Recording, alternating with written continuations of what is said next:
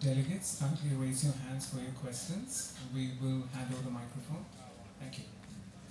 Hi sir. Yeah, actually I want to appreciate your film before asking any questions. Actually, uh, I liked it very much. Thank you. But even though I couldn't understand the language, I couldn't follow the subtitles also. But your visual was very strong at many places. In the beginning, I love the scene where your mom when hits the grandmom, she comes back and asks, "Are you hurt?" When she was hurt so much. That was absolutely a stunning piece of vision, piece of visual. And I loved your cinematographer, like who showed the night, which was very natural, but I could see the lighting was very unconventional, but it was so great. I loved that also so much. And absolutely, I loved your film. That's it.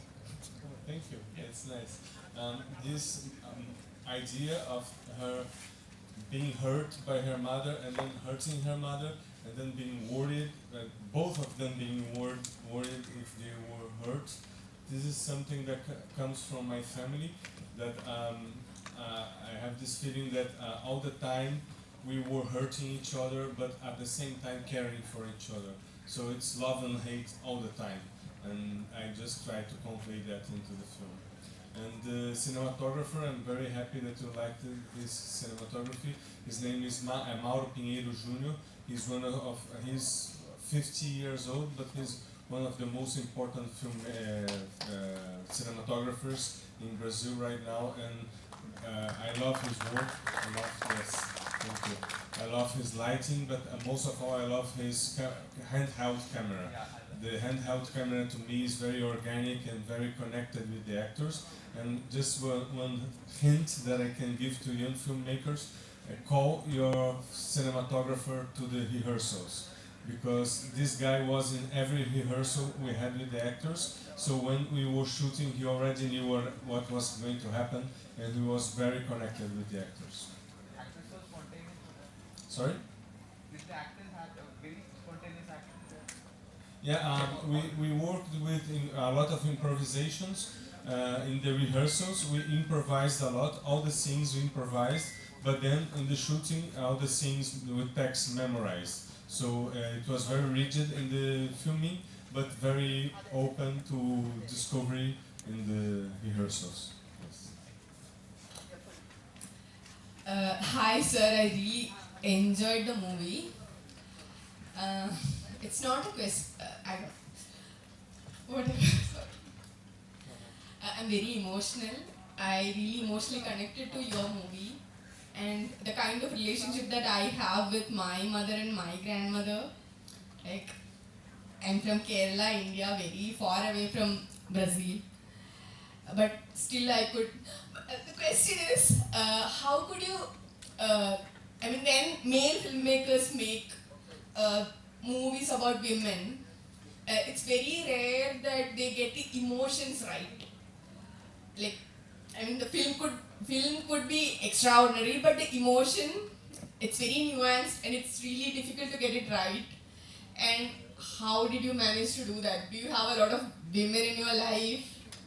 I mean, how did you get it right?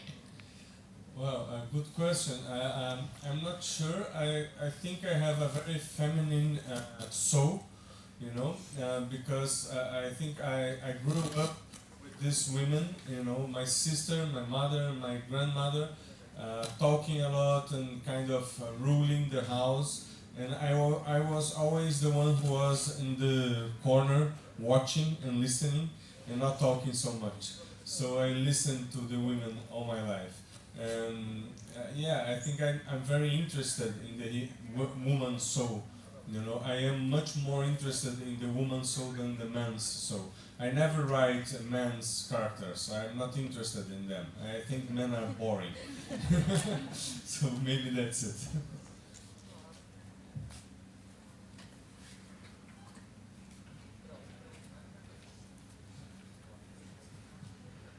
Hi sir, I really loved your movie a lot, and one thing particularly which I really felt moved me was there's a constant turbulence throughout the family in the film, but you also give a lot of time for like a lot of heavy scenes for the characters to breathe as well.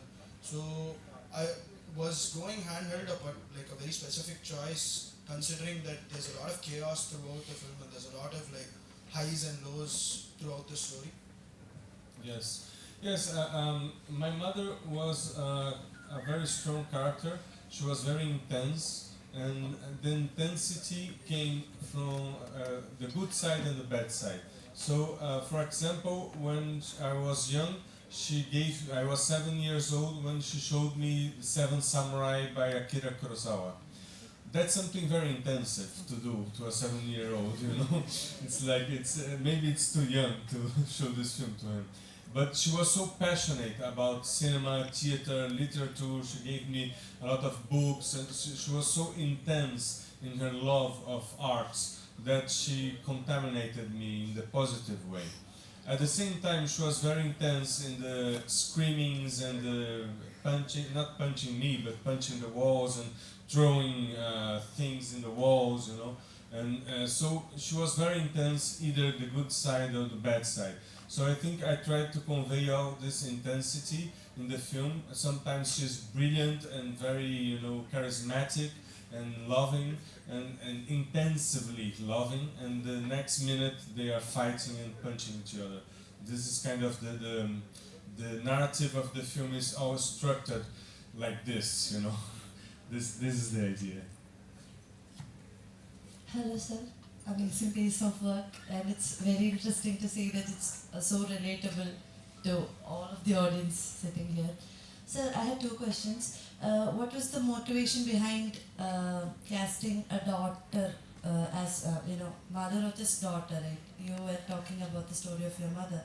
So, like naturally, we would expect a male character, like a son. And also, another question is, you could feel what do you say, an evident absence of male characters throughout the film. Was it intentional or did it just happen like that? Thank you, sir. Yes, it was absolutely intentional. I have two questions. The first one is that I didn't want to put myself directly into the film because I had the feeling that I didn't want to do this film for myself. I didn't want to do a film about me, about my relationship with my mother, I didn't want to do a film to auto-psychoanalysis, you know? I at some point I decided that I wanted to do a film for the audience and not for me. And then I decided to put me kind of out of the film, but I'm not out because the Joanna character, the daughter character, is a mix between myself and my sister Isadora. So there are things that happen on the screen that happen to me, and there are things that happen to my sister. So I am there, even though I'm not there. And at the same time, the idea of not having many male characters, just Chibira, he's queer, so he's not exactly traditional male character, is because Malu hates men so much and Lily hates men so much, so it's kind of, let's leave them to themselves, Let's just talk about Jonah's father, that the silly boy that you call father, but never show him. Thank you very much. I'm very happy to be here. Thank you. Thank you. Thank you.